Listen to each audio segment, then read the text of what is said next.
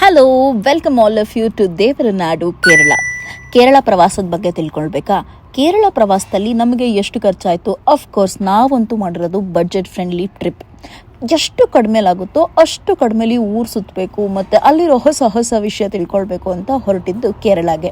ಕೇರಳದ ವಿಶೇಷತೆಗಳು ನಮ್ಮ ಅನಿಕೇತನ ಯೂಟ್ಯೂಬ್ ಚಾನಲಲ್ಲಿ ಪ್ರತಿಯೊಂದು ಪ್ಲೇಸ್ಗೆ ಹೇಗೆ ಹೋಗಬೇಕು, ಟ್ರಾವೆಲಿಂಗ್ ಮೋಡು, ಫುಡ್ ಜೊತೆಗೆ ಅಕಾಮಿಡೇಷನ್, ಜಾಗದ ವಿಶೇಷ ಇದಿಷ್ಟೊಂದು ತಿಳಿಸ್ಕೊಡೋದು ನಮ್ಮ ಕರ್ತವ್ಯ. ನಮ್ಮ ವಿಡಿಯೋ ಫಾಲೋ ಮಾಡೋದು ನಿಮ್ಮ ಕರ್ತವ್ಯ.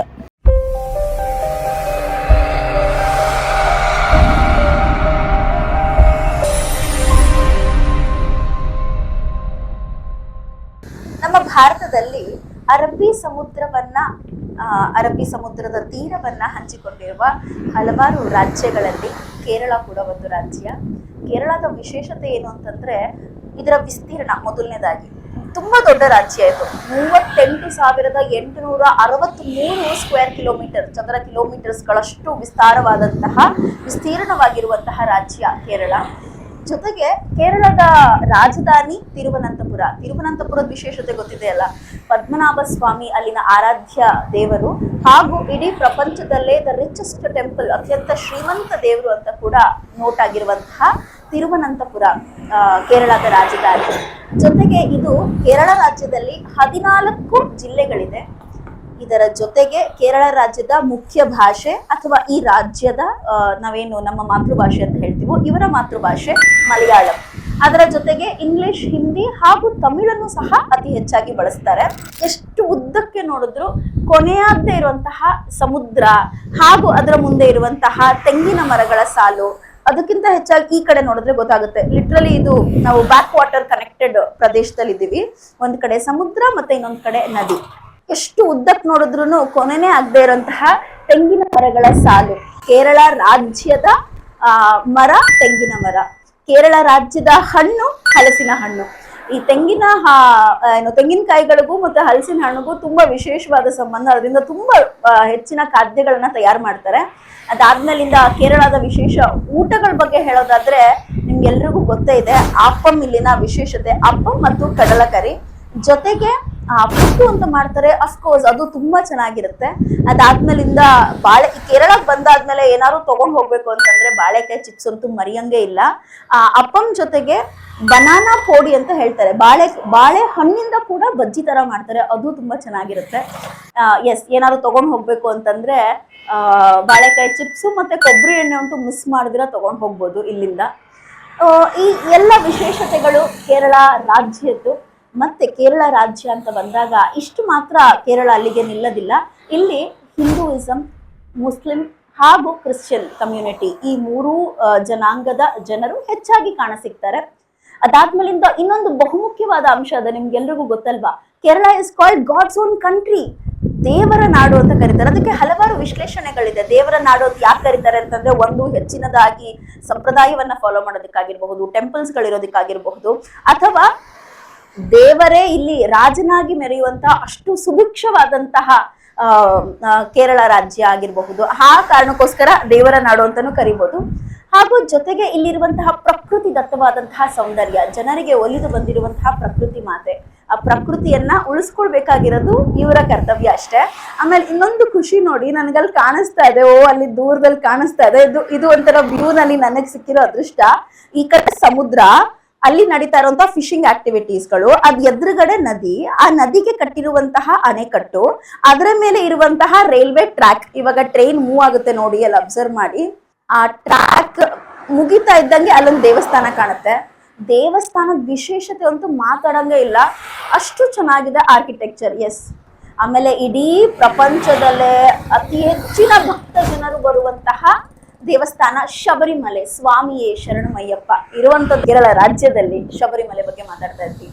ಅದರ ಜೊತೆಗೆ ಕೃಷ್ಣನನ್ನ ಆರಾಧ್ಯ ದೇವರನ್ನಾಗಿ ಸ್ವೀಕರಿಸಿ ಪೂಜಿಸುವಂತಹ ರಾಜ್ಯ ಕೇರಳ. ಅದು ಇರುವಂತದ್ದು ಕೇರಳ ರಾಜ್ಯದ ಗುರುವಾಯೂರ್ನಲ್ಲಿ, ಅಂದ್ರೆ ತ್ರಿಸೂರು ಜಿಲ್ಲೆಯ ಗುರುವಾಯೂರ್ನಲ್ಲಿ ಇದೆ.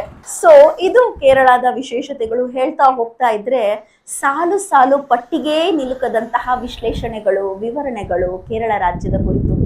ಆಮೇಲೆ ಇನ್ನೊಂದು ಪ್ರಮುಖವಾದ ವಿಷಯ, ಹೀಗೆ ಹೇಳಿದ್ನಲ್ಲ, ಪಟ್ಟಿಗೆ ನಿಲುಕದಂತಹ ವಿಶೇಷತೆಗಳಿದೆ. ಕೇರಳದಲ್ಲಿ ಮೋಹಿನಿ ಅಟ್ಟಂ ಬಹುಮುಖ್ಯವಾದಂತಹ ಕಲೆ, ಜೊತೆಗೆ ಕಥಕ್ಕಳಿ. ನಮ್ಮ ಕರ್ನಾಟಕದಲ್ಲಿ ಹೇಗೆ ಯಕ್ಷಗಾನ, ಮಂಗಳೂರು ಉಡುಪಿ ಜಿಲ್ಲೆಯಲ್ಲಿ ಈ ದಕ್ಷಿಣ ಕನ್ನಡ ಆ ಕಡೆ ಎಲ್ಲ ಯಕ್ಷಗಾನವನ್ನ ಮಾಡ್ತಾರೆ. ಅಂದ್ರೆ ಯಕ್ಷಗಾನ ಬರೀ ಎಂಟರ್ಟೈನ್ಮೆಂಟ್ ಇರುವಂತದ್ದಲ್ಲ, ಯಕ್ಷಗಾನ ಒಂದು ಹರಕೆಯ ಒಂದು ಆಟ ಅಂತ ಹೇಳ್ತೇವೆ, ಆ ದೇವರಿಗೆ ಒಪ್ಪಿಸುವಂತಹ ಹರಕೆ. ಹಾಗೆ ಇಲ್ಲೂ ಸಹ ಮಕ್ಕಳಾಗದೆ ಇದ್ದಲ್ಲಿ ಅಥವಾ ಮದುವೆ ಆಗದೆ ಇದ್ದಲ್ಲಿ ಹರಕೆ ಹೊತ್ಕೊಂಡಿರ್ತಾರೆ, ದೇವರಿಗೆ ಸೇವೆ ಕೊಡ್ತೀವಿ ಅಂತ ಅಂದ್ಬಿಟ್ಟು. ಆದ್ಮೇಲೆ ಅವರು ಕಥಕ್ಕಳಿ ಮಾಡೋದ್ರ ಮೂಲಕವಾಗಿ ಅವ್ರ ಹರಕೆಯನ್ನ ಒಪ್ಪಿಸ್ತಾರೆ.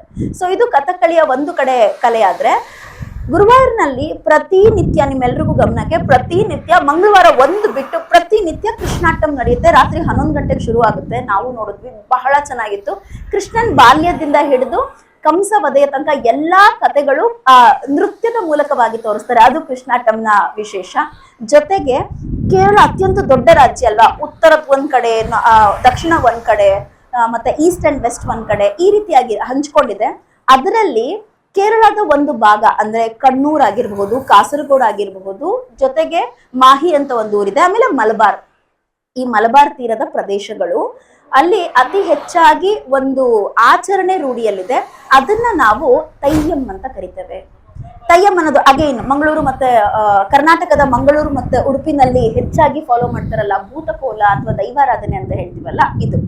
ಸೊ ಈ ಭೂತಕೋಲ ದೈವಾರಾಧನೆಯ ಮತ್ತೊಂದು ರೂಪ ತಯ್ಯಂ ಅಂತ ಹೇಳಿದ್ರೆ ತಪ್ಪಾಗೋದಿಲ್ಲ. ಆದ್ರೆ ಅವ್ರದ್ದೇ ಬೇರೆ ಬೇರೆ ತರದ ಆಚರಣೆಗಳಿದೆ, ಆಲ್ಮೋಸ್ಟ್ ಅದೇ ಸಿಮಿಲಾರಿಟೀಸ್ ಇದ್ರು. ಆಮೇಲೆ ಇಲ್ಲಿನ ಜನರ ಮುಖ್ಯ ಉದ್ಯೋಗ ಮೀನುಗಾರಿಕೆ, ಯಾಕಂದ್ರೆ ಸಮುದ್ರ ತೀರಕ್ಕೆ ಹೊಂದ್ಕೊಂಡಿದ್ಯಲ್ಲ. ಇದು ಕೇರಳದ ವಿಶೇಷತೆಗಳು. ಹೇಳ್ತಾ ಹೋಗ್ತಾ ಇದ್ರೆ ಮತ್ತೆ ಹೋಗ್ತಾನೆ ಇರುತ್ತೆ.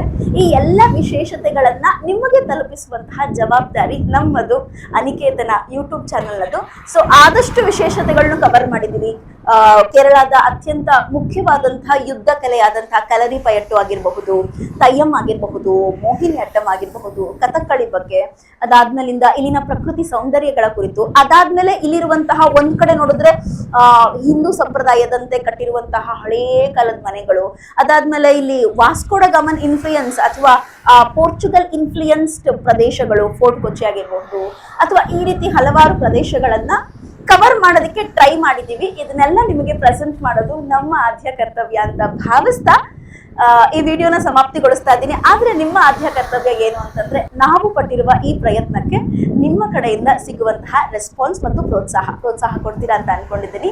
ಸೊ ಇನ್ನು ಶುರು ಆಗುತ್ತೆ ಕೇರಳ ಡೈರೀಸ್ ಅನಿಕೇತನ ಯೂಟ್ಯೂಬ್ ಚಾನಲ್ನಲ್ಲಿ. ನೋಡಿ, ಆನಂದಿಸಿ, ಹಾಗೂ ಮಾಹಿತಿ ಕೇವಲ ಮಾಹಿತಿಯಾಗಿರದೆ ಅದು ನಿಮ್ಗೆ ಏನಾದರೂ ಒಂದು ಪ್ರಯೋಜನ ಸಿಗ್ಲಿ ಅನ್ನೋ ಥರ ವಿಡಿಯೋ ಮಾಡಿದ್ದೀವಿ. ಸೊ ಆದಷ್ಟು ಸಪೋರ್ಟ್ ಮಾಡಿ. Thank you. ಕೇರಳನ ಗಾಡ್ಸ್ ಓನ್ ಕಂಟ್ರಿ ಅಂತ ಕರೀತಾರೆ. ದೇವರ ನಾಡನ್ನ ನೋಡೋದಕ್ಕೆ ಯಾರಿಗೆ ಆಸೆ ಇರೋಲ್ಲ ಹೇಳಿ? ನಮಗೂ ಆಸೆ ಇತ್ತು, ಹಾಗಾಗಿ ಬ್ಯಾಕ್ ಪ್ಯಾಕ್ ಮಾಡಿಕೊಂಡು ಹೊರಟೇ ಬಿಟ್ವಿ. ಬಡ್ಜೆಟ್ ಫ್ರೆಂಡ್ಲಿ ಟ್ರಿಪ್ಪೇ ಹೌದು.